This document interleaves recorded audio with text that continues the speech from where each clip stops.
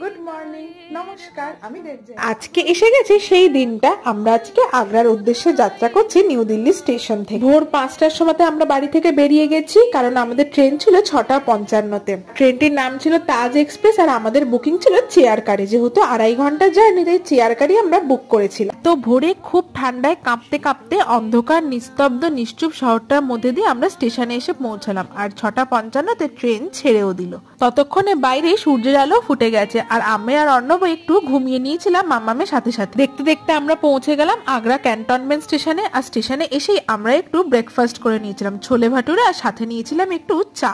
আগ্রাতে এসে ঠান্ডায় তো আমাদের একেবারে কাঁপুনি ধরে গেছে, কারণ এখানে টেম্পারেচার ছিল 4 ডিগ্রি। সেখানেই ব্রেকফাস্টটা সেরে নিয়েছিলাম, তাই স্টেশন থেকে একটা অটো নিয়ে হোটেল পৌঁছেই আমরা রেডি হয়ে বেরিয়ে যাব তাজমহল দেখার উদ্দেশ্যে। হোটেলে পৌঁছে গেছি, চলো এবার ফ্রেশ হয়ে রেডি হয়ে তাজমহল দেখার উদ্দেশ্যে। দেখা হচ্ছে তাজমহলের নতুন ভিডিওতে। সকলকে টাটা।